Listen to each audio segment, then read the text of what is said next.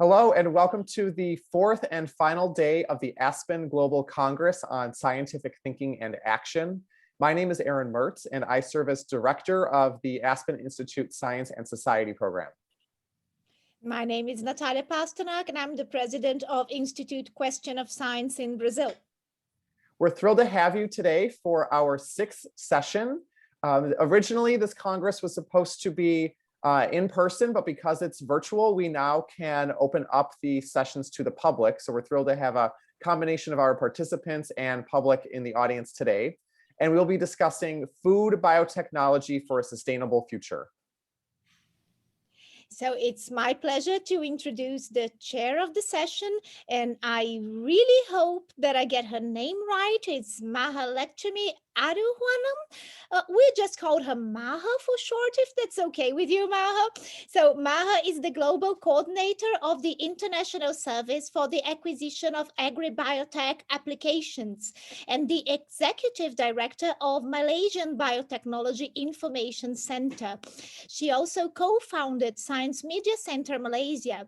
Maha developed the first science communication training module for scientists in Malaysia, and she sits on the Selangor Bio Advisory Council to provide advice on biotechnology development in the state. She is a member of the National Ad Hoc Biosafety Committee, Industry Advisory Panel for 7 universities, and served on the National Bioethics Council. Maha is also on the advisory board for Cornell Alliance for Science, Farm in Future Bangladesh, Genetic Literacy Project USA, and Mustafa Science and Technology Foundation for Women. So Maha, the floor is yours. You run the show now, and thank you so much for joining us and for doing this.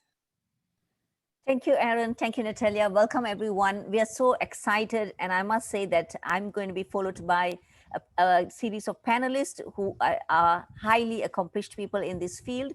So welcome to panel 6, Food Biotechnology for Sustainable Future. And the theme that we have chosen for our discussion today is the new narratives, the reframing the debate on future food production. I will tell you why we chose this. Biotech crops have been in the market for 25 years now. 29 countries are growing it. 70 countries have issued approvals. And trillions of meals have been prepared and consumed by global citizens, regardless of age, gender, ethnicity. It's just like a clinical trial, but even much bigger. Yet the debate has not subsided. In fact, the critics are still busy cooking up pseudoscience and strategies to derail new breeding technologies.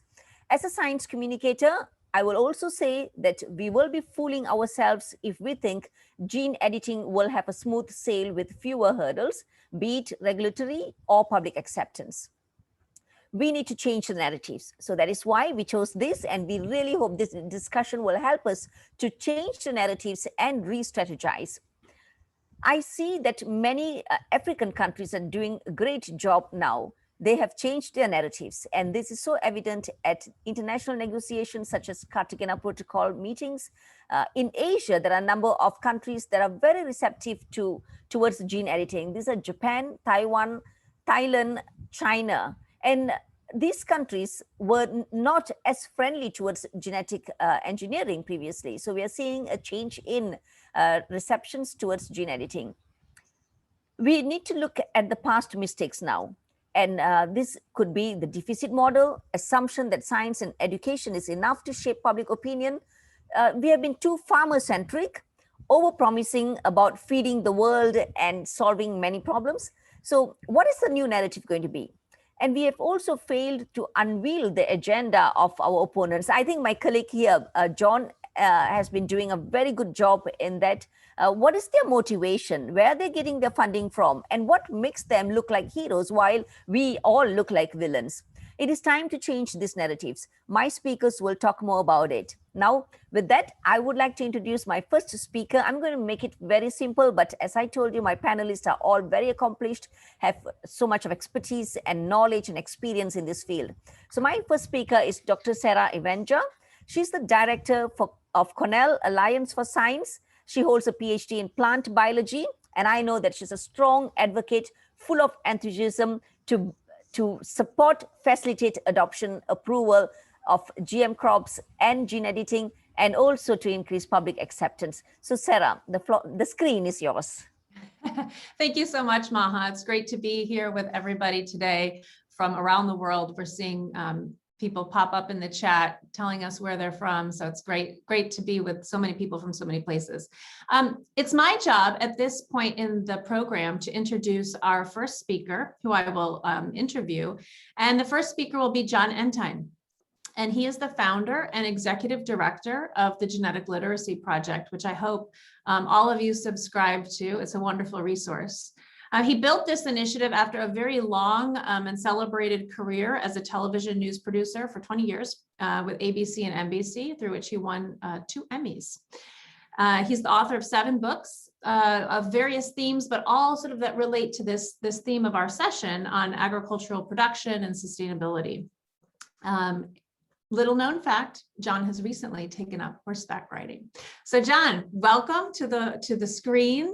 I'm looking forward to talking to you. And I thought we would start by just sort of reflecting on this tension between GMOs and organic, or agroecology and GMOs.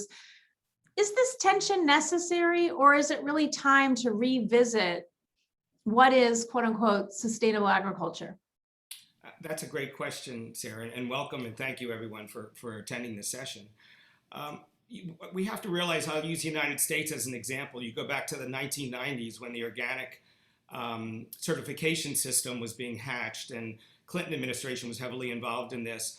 The possibility of organic farming, including genetically engineered seeds, was not only on the table, it actually came very close to being approved as part of the organic certification process. It was perceived then that organics was a process for growing, and genetic engineering, biotechnology, and now gene editing is really a process for development of the seeds, and there isn't necessarily a tension between those two. But I think because of the intervention of advocacy groups, and also really mistakes by the agricultural industry in focusing its public relations and its communicating benefits of biotechnology mostly to farmers instead of to the general public, a polarization began to develop. And of course, over the past 10 years, we've seen society in general polarize even more. We're probably never more polarized. So what started as a potential for synergy between these two ways of looking at agricultural development has become very acrimonious. We all want the same things. We want sustainable food production, we want ample food, and we want to protect the environment, especially in this era of climate change concerns. How do we get there? There's obviously things that organic farming does well. Soil preservation is one of them, and I think organic farming has really inspired a lot of changes in conventional farming. That said, there is a disparagement quality that has evolved in the organic industry, where crop biotechnology of one form and now gene editing are somehow portrayed as unnatural, which is really funny because no foods that we eat were naturally developed. They were all manipulated by man in one form or another. And a real caricature of the potential dangers of biotech produced foods or seeds, which really is not higher than in conventional foods. And we really need to get past the disparaging stage. We can't, the idea that no synthetic pests, no synthetic chemicals, or no GMOs is somehow a mark of something that's safer and healthier just isn't accurate. And I'm hopeful that actually that gene editing provides a door opening to a broader and more thoughtful discussion about how do we get to sustainable agricultural future. So let's talk more about that. You bring up this unnecessary sort of division between different camps of theory of modes of agriculture.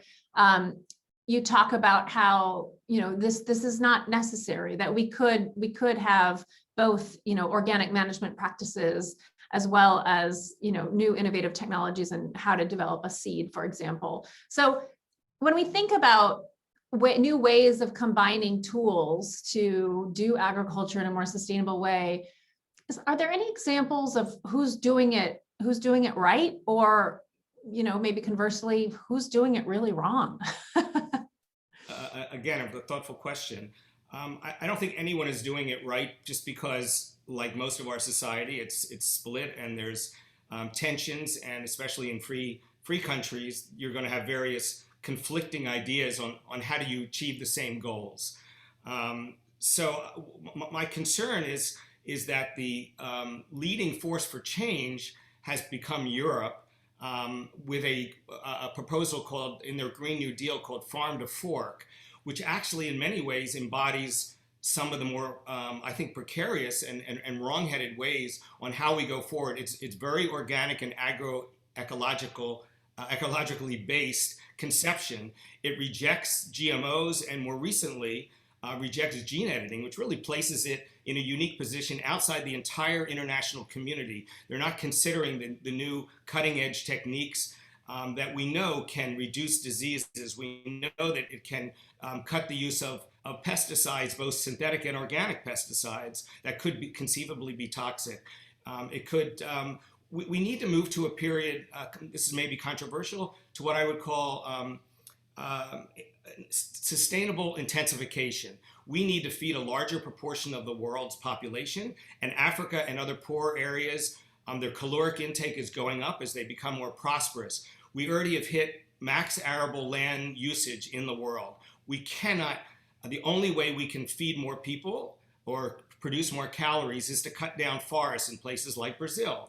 The European proposal really, according to Nature magazine, which had a searing editorial, says Europe is just exporting its environmental problems to the developing world because they've already hit max arable land usage. And the only way, if you go to a purely organic system, you're going to have a 20 to 40% yield lag, and you're going to have climate change concerns because you're importing, using carbon, a lot of food products to Europe. So we really need to rethink the paradigm. I think Europe is really heading in a wrong direction, but because of its power to influence food production in South America and specifically in Africa, it's really a model that we don't want. We need a more thoughtful model focused on life cycle analysis, not just narrowly on soil issues.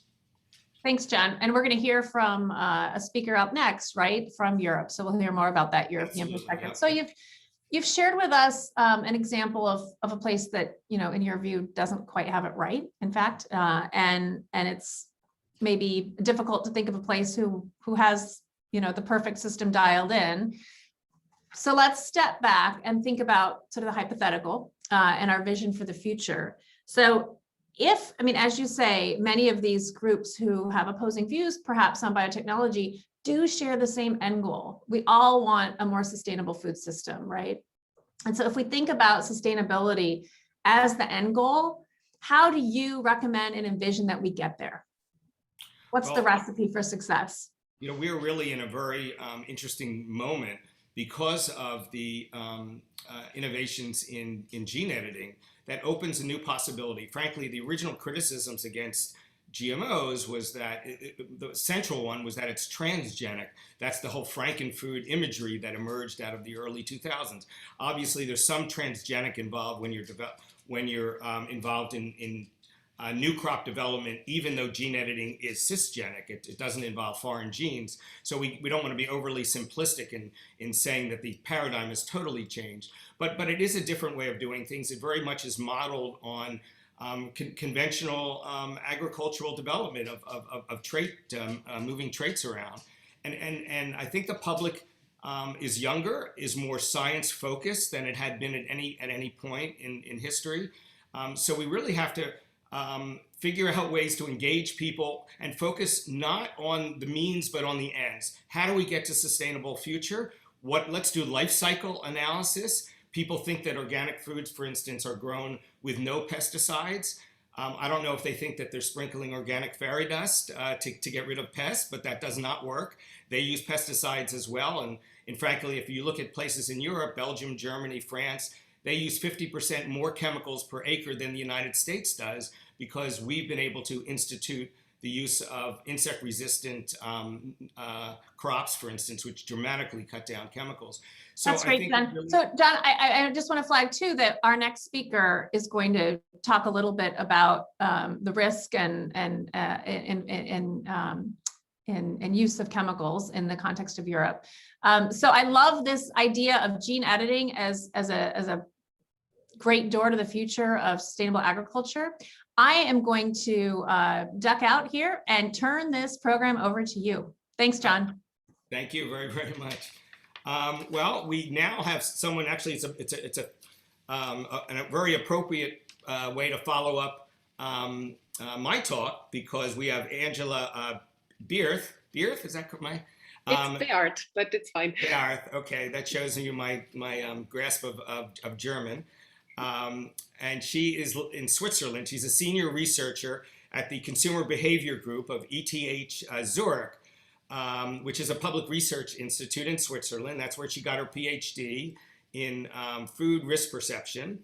Her research focuses on the public perception of emerging technologies, things like gene editing and other kinds of innovative technologies that we're seeing introduced in agriculture, food irradiation, pesticide usage. And interestingly enough, she is a trained psychologist, which frankly, as a science communicator, I think that comes very much in handy, very much in hand. So Angela, I'm turning it over to you. Thanks, John. Thanks for introducing me. Yeah, I think let's go with our first question here.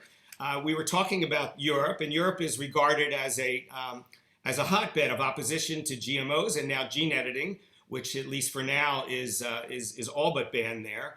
And polls have continuously showed for over 20 years now that the European public is very wary and even resistant to many aspects of biotechnology. But that tells the top line story. You do a lot of research that goes beneath the top and really looks at a granular way at public perception. What has your research showed about how Europe and other places in the world feel about these emerging technologies? Thanks, John. That's an excellent start to what I would like to share with you today. Policies and regulation here in Europe, they rely on consumer surveys. So they rely on the understanding what the consumer thinks, what the public thinks of a certain technology. And very frequently they rely on large scale surveys that are quite simply constructed. So they would ask, how dangerous is gene technology? And as a psychologist, I really care about the types of questions that are being asked, because depending on what kind of question I ask, I'm going to get a different response. And if we ask, how dangerous is gene technology, that suggests to the person that should respond, it is something dangerous, but how dangerous is it? So we're already triggering something in the consumer. If, on the other hand, I ask, do you want a normal potato or do you want a potato grown with gene technology? Then the answer is also quite simple. Then people will go, I want the normal thing. The other one sounds dangerous. So when we ask simple questions, we trigger very simple heuristics in consumers.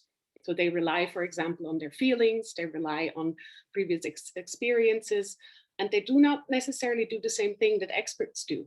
So experts, they would rely on a risk-benefit analysis. They have the full story. They have challenges that we want to tackle with certain technologies. And in my study, we try to go deeper, as you said, as you nicely put. We try to give people a bit of a context, because without the context, it's very difficult to decide what would be a good decision for the future.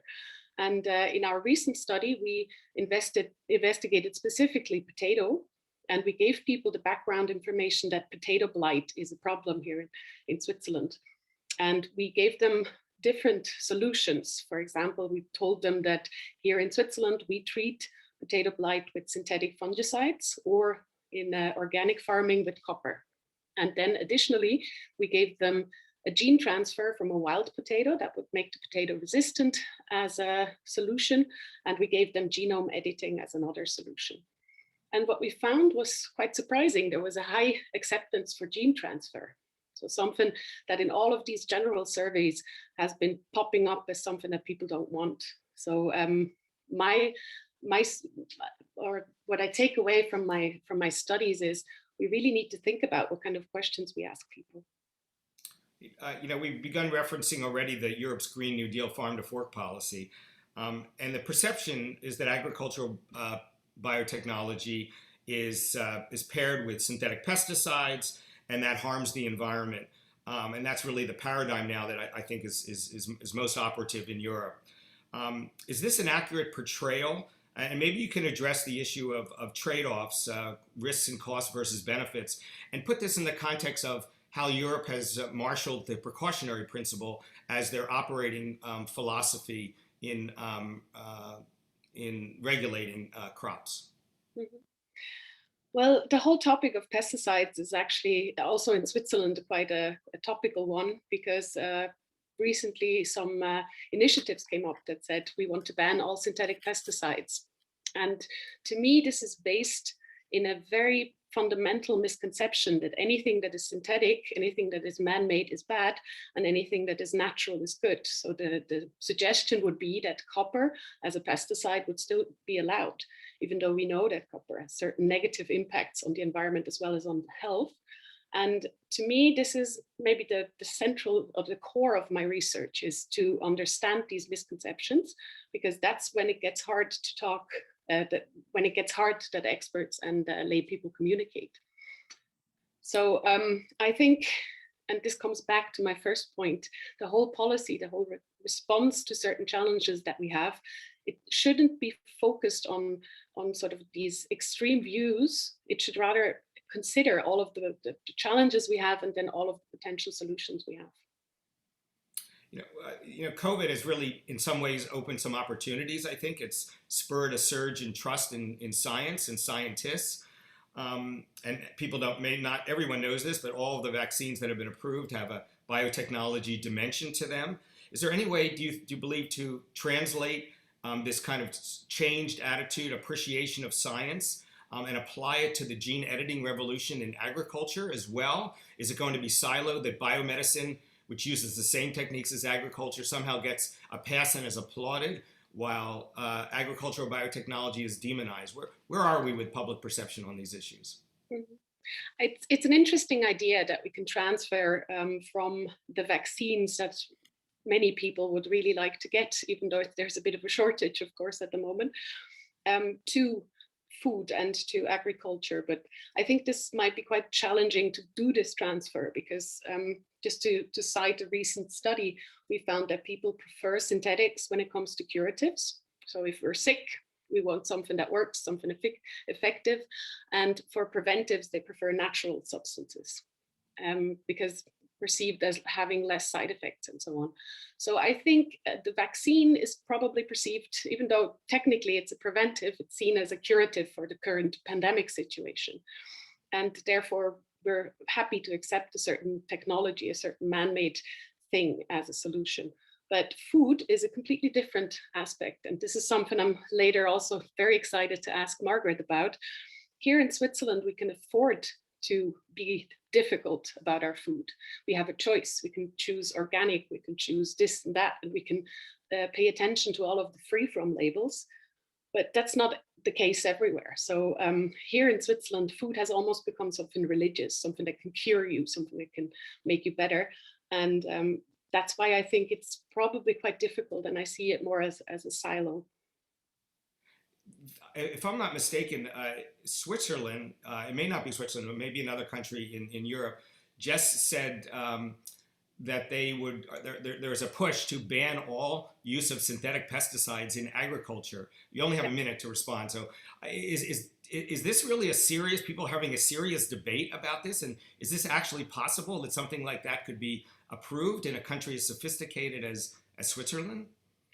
Yes, this summer, the public of Switzerland is going to vote on a ban on synthetic pesticides, which is in many ways nonsensical, because we would not be able to grow wine anymore. It would be very difficult to grow wine, and we couldn't import many things. But the thing about direct democracy in Switzerland is, yes, there's a chance it's going to get accepted, but there's also a high chance that it's not going to be worked in the same way as the initiative initially planned. Well, thank you very much. It's very illuminating, and we look forward to more discussions on this. Let's see, who am I introducing? I'm stumbling. I'm introducing Margaret. I think you're going to bow out for now. Yes, I'm going to bow out and turn this over to Margaret. You are coming on now. Ah, there's Margaret. Okay. Very great. Thanks, John. Thank you. Hi, Margaret. I Bearth. am extremely honored to introduce Margaret. She is a science communicator and, in her own words, a strong believer in the power of innovations for transforming African agriculture into efficient and competitive enterprises. She's the director of the International Service for the Acquisition of Agri-biotech Applications in Africa, and she is pioneering chair of the Open Forum on Agricultural Biotechnology in Africa. In 2020, she was recognized with a conferment by Kenyan president with the state honor, the Moran of the Order of the Burning Spear. Congratulations on that great honor, Margaret. Thank you. So I have talked a bit about Europe, and now I'm very interested in your view. How is biotechnology accepted? How is it seen in Africa? Thank you very much, Angela, and thank you to the Aspen team for giving us this opportunity. I'm really excited to meet up with the very old friends that we have lost touch in this meeting. And so I come from Africa. I'm based in Kenya, and what we have seen over the past 2 or so years is some progression in the way African biotechnology landscape has gone. For example, over the last 20 years, we have had a lot of debates, and we've remained with 1, 2, 3 countries, South Africa, Sudan, and Burkina Faso was also there at some point. So we've been oscillating with about just 3 countries. But in 2019, we saw a quick jump from 3 countries to 6. And in fact, by 2020, 7 countries that have already approved commercialization and cultivation of biotech crops. And these countries are all, in the 4 main sub-regions in Africa. We have from the Eastern Africa side, where I come from, 3 countries, Ethiopia, Kenya, and Sudan. Then in the Southern Africa, we have South Africa, Malawi, and the Kingdom of Eswatini. And going west in West Africa, we have Nigeria. And so we have at least 7 countries now that have already approved cultivation. Then when it comes to crops, there's an additional crop.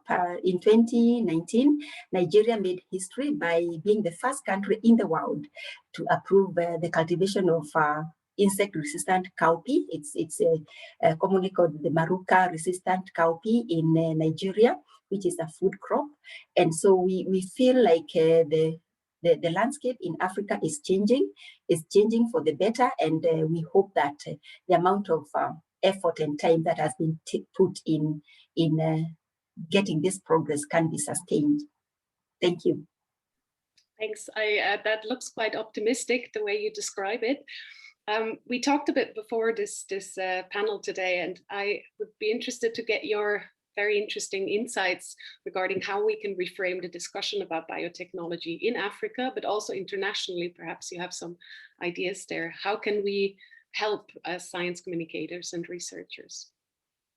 Yeah, that's a very important question and a topical issue now, because we have realized we need to reflect back on the kind of messaging, the kind of audiences that we have been reaching out to, and the kind of platforms that we have used. So in terms of the earlier discussions, I think the fact that the technology was introduced more like technology for helping poor Africans, that already sets the antennae of those who also, would like to claim to be advocates of the poor. And so it was seen like a technology that is being pushed to vulnerable groups. And so we need to change that. So going into genome editing, we need to really frame it as a technology, as a technique or a tool that is going to address real issues that are affecting the African continent, from the farming community, from the health, from the environment, and even in the manufacturing and industrial sector. So we need to be more broad in the way we introduce new tools for Africa.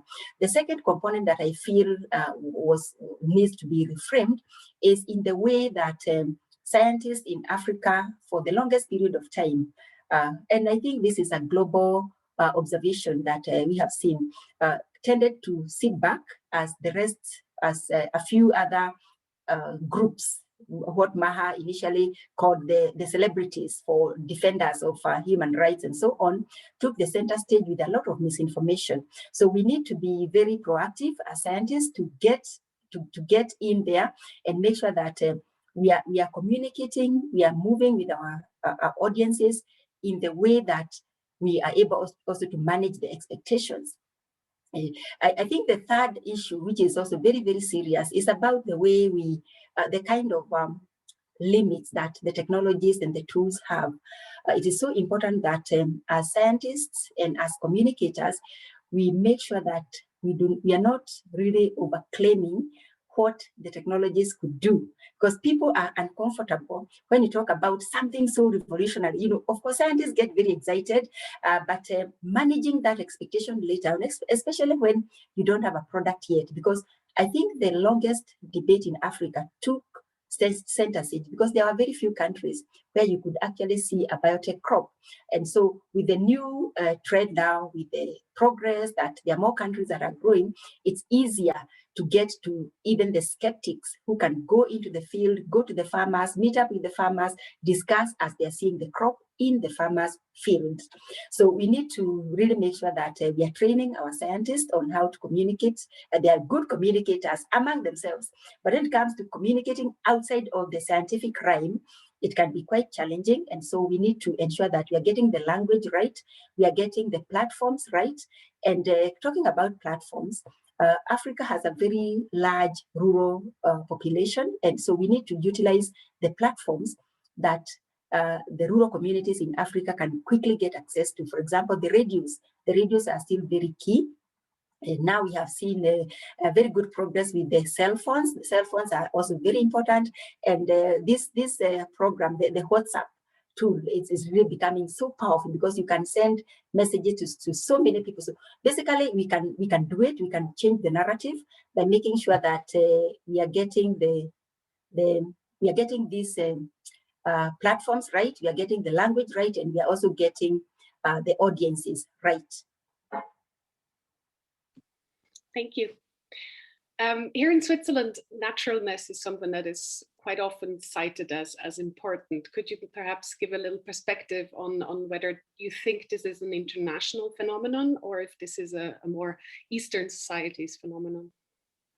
Sorry, but I missed something. What it is you mentioned about? Naturalness. So the perception of naturalness is something that is very important here. And I'm wondering on your thoughts whether this is something international that all consumers have in the back of their minds, or if this is something maybe more localized in Western societies. Yeah, another very important question. I like the way Johnentine, for example, handled that we think that natural is living in the wilderness where you eat the berries and you get your systems right. But what we know is in the agricultural sector, most of the produce that we have is actually, most of it we have man has domesticated the crops. And so when it comes to the naturalness, maybe it's more of the familiarity, what are you familiar with most?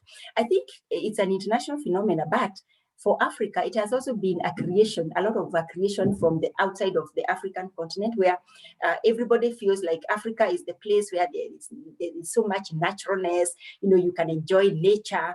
And this has gotten into some of our policymakers to an extent that when it comes to agricultural production, then it becomes difficult to advance policies that also incorporate conservation with sustainable development. So a lot of talk will be talked about preserving, and yet it is difficult to feed a growing population when you just preserve and imagine that you can live at the subsistence level. So it is a challenge because food is also very emotional, and people want to feel like when you say you're eating natural food, then it means that you're eating natural food from the forest. People don't even think that you're eating natural food that has already been domesticated, and there are scientists, breeders that have worked over a very long period of time to bring those varieties to farmers so that we can feed our population. But it is problematic. Yeah, very true. I'd like to end on a positive note. What makes you hopeful for the future? Yeah, what makes me hopeful? Yeah, of course. I feel like, you know, the way I see the global community now getting together to really just diagnose what the problems are with the new innovations, starting now with the most current genome editing. I feel so hopeful that this time we'll get it right. I also look at Africa and see the way, you know, the regulatory space is improving, the decision-making process is improving and based on science, and also the fact that biotechnology and indeed biosciences is taking more of a public agenda item where the media are also getting very interested. We are seeing more articles, more stories about science, more stories about the need to improve on the way we do things and encourage our policymakers to embrace innovations in agriculture, in environmental conservation, and in industry. So I feel hopeful that this time we'll get it right. So I'm happy about the efforts, but we definitely get bigger. We need bigger communities working together globally. Yes.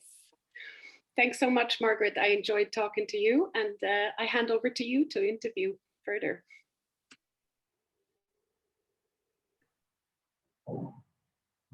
Okay, thank you. Thank you very much. It's now my pleasure to welcome my good friend, Sarah. She has already been introduced, and one attribute I love about Sarah, you can see that like now her face is kind of a bit camouflaged with something exciting. She never disappoints. She always brings a surprise. So I wasn't expecting that she'll be having something different on her face. But anyway, for Sarah, we have worked together. We've moved this journey together, and I'm really happy that we are here and discussing about matters that we all have very dear at heart: agricultural biotechnology. So Sarah, welcome, and Sarah, I think you're on mute. So thank you, Margaret. It's so great to be in conversation with you again today. It's great to be with you. Okay. Thank you, Sarah. So, Sarah, it's such a good transition now from we've been talking about Africa and Europe, and now we are talking about looking at the global space. In the West, you know, the North and South Americas command close to 80% of the adoption of biotech crops, and this seemed to have been sustained over the longest period of time. What kind of attributes do you think made this technology take center stage or get that rapid adoption in North Africa, North and South Americas, and what lessons can we learn out of that? Great, thanks, Margaret.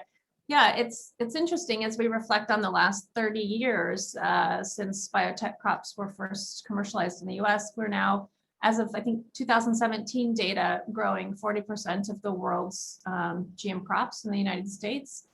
And so why is it that it's been so widely adopted in the US, and yet we've seen so many barriers to access in other places in the world? Let's talk about Africa, where you are. I think it all comes down to the utility of the technology and what benefits it presented to U.S. agriculture and U.S. farmers. And in the U.S. context, you know, in any context, really, farmers are business people, right? And so they're looking for technology that's going to allow them to do agriculture in a much more economically viable way. And you know, the first products of biotechnology really stood to benefit U.S. farmers. So corn and soy are two of the dominant biotech crops, right? They actually comprise, I think, about 80% of all biotech crops grown globally are corn and soy. And we grow a lot of corn and soy in the US and in other parts of the Americas. And so the products that were developed, whether they be herbicide tolerant or insect resistant, or combinations of those two, corn and soy, those were products that US producers readily adopted. Now, I think the irony really is that in the US, you only have about 1.8% of the population who's engaged in agriculture. And that's in contrast to a place like Burkina Faso, for example, where it's well over 80% of the population who's engaged in agriculture. And I'm sure the numbers are high in most African countries. 60%, 70%, right, in places like Uganda and Kenya. Yeah. And so, if most of the benefits of biotech crops to date have really been benefits for the producers, why is it that in a country where only 1.8% of the population is a producer involved in production has widely adopted it, whereas in a country where 80% of the population is engaged in agriculture, the technology hasn't really been able to reach the hands of farmers? And I think we all know that the reasons for that are not due to a lack of demand by farmers in countries across Africa and other parts of the world, but due to a lack of political will, a lack of political bravery, due to misinformation, and all kinds of reasons that really don't have anything to do with the science or the demand of the producers, but these other externalities that influence the debate. Thank you, Sarah. Do you think that the fact that the developed countries have started the adoption fast may have scared off the developing countries to an extent that they felt like it's an invasion of a kind to get to Africa? Let's go to Africa where there are poor people and we need to get them this technology? Or do you think it's more to do with the value that the farmers see in the techniques that they use?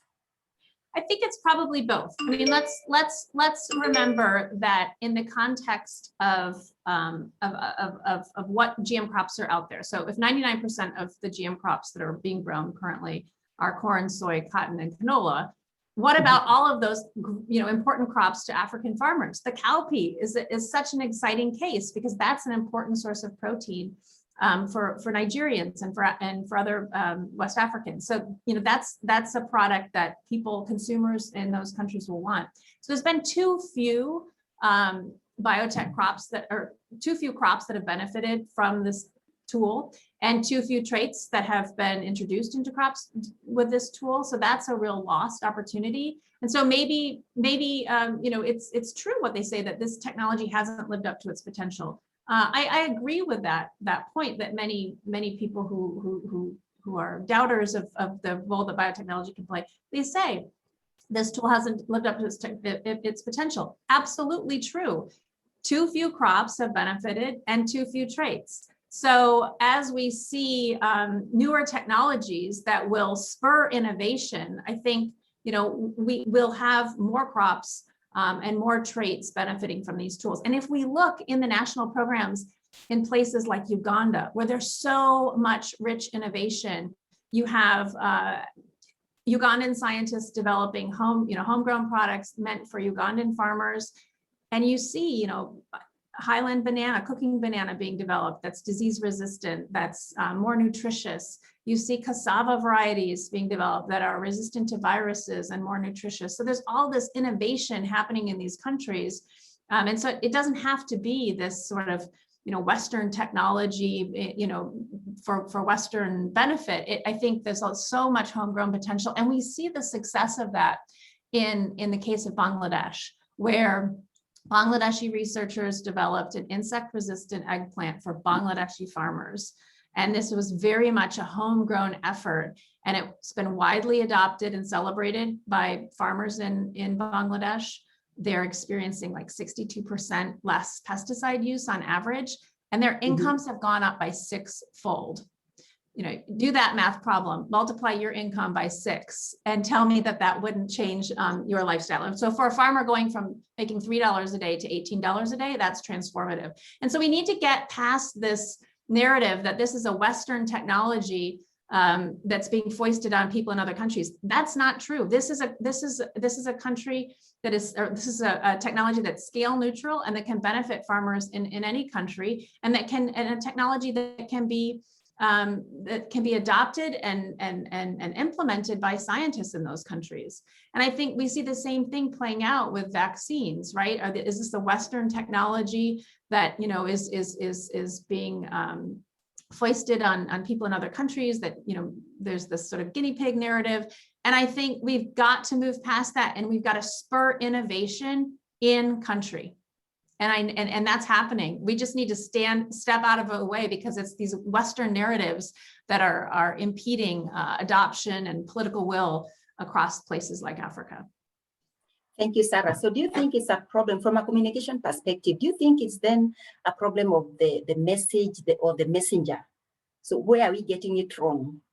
I think, yeah, it is. I mean, we absolutely need to think more strategically about the messenger. We need local messengers. We need to ensure that, we have a very diverse range of messengers talking about this technology that is locally relevant, right? So we all have access to different communities. We have all earned the trust of different communities, and those are the communities where we should be serving as messengers, not communities to which we don't belong or we're not trusted. And so I think that really, building science communication and public outreach capacity in country is so essential. And I appreciate all the work that you're doing to that end, Margaret, to raise that sort of next generation of science communicators. And I believe, very passionately that it shouldn't just be scientists that are science communicators. We all should be communicating about science. Everyone should be and can be a science communicator, whether you're a faith leader, a football coach, a parent at a school meeting. We can all be out there communicating about science, and we all have earned the trust of different communities and have access to those communities. So we should be speaking about science to those communities. Thank you, Sarah. I know you are a teacher, so you can go on, and I'm also a teacher, so our time is almost up. But I wanted to give you the last minute to just, express, what makes you hopeful, especially about the new tools that are in the landscape now, genome editing and others. Yeah, I am. I'm really optimistic, and I think we're living in a different time than we were when the GM debate, so to speak, sparked in the late 1990s and early 2000s. We're living in a time where I think there's increased appreciation that we can't take tools off the table. As they say, we need everything we've got in order to mount a defense, if you will, against these unprecedented challenges that we face, particularly around climate change. And if we just look at sort of a micro example from this past year, I think that any sort of hesitancy around vaccines is really diminished by the very immediate threat of COVID-19. And there's always opportunity in crisis, right? But when people see real utility and real need, like tools for agriculture to mitigate the impacts of climate change, then we're more likely to sort of get over any sort of hesitation and adopt new technologies. And I think, what we were just looking at data the other day, looking at the 2020 view of the sort of conversation around biotechnology and GMOs over the past year. And what we see is that a lot of the negative media coverage, particularly on social media, just wasn't there last year. And I think it is this opportunity in crisis. People were distracted. A lot of the activism was focused on COVID conspiracy theories and not on GMOs. And so, maybe we're over a tipping point, and we can take this momentum in this moment to advance positive narratives about how this technology can play a real role in helping us do agriculture in a much cleaner and greener way in light of our changing climate. Thanks so much, Margaret. Sarah, just one quick, 30 seconds only. What do you think about acceptance of insulin, for example, versus acceptance of GM foods? Yeah, I think Angela sort of touched on this earlier, that somehow people want technology. They want the latest technology when it comes to their medicine. But when it comes to their food, they want they have this romantic notion of what, their grandparents used to grow. So it's culture. So there's like this tech phobia around food. And I think, again, I feel optimistic that the next generation is going to be really excited about the future foods. And the Impossible Burger is a wonderful example of how new foods, new technology, genetic engineering can present new products that consumers are really excited about. Okay, thank you. I'm gonna give back the screen to our facilitator because our time is up, but I hope you'll get more time in the group discussion. Thanks, Margaret. Thank you, Sarah. Thank you.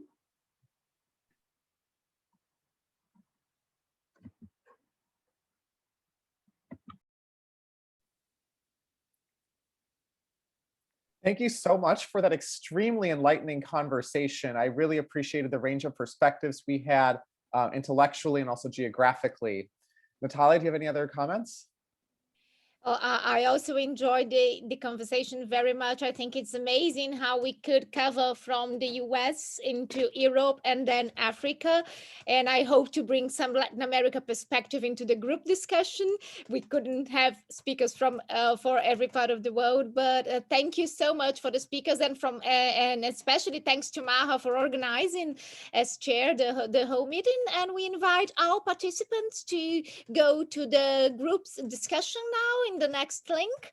And for those who've been following us these days, this is the last public session. So thank you so much for everyone who enjoyed the Congress and who was a part of this. We hope to have an in-person conference in the future in Rome, as was the original plan.